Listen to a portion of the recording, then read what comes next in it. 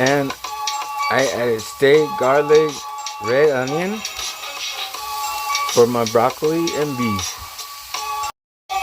Butter out the steak, baby. No way out of it. And we have the main ingredient, broccoli.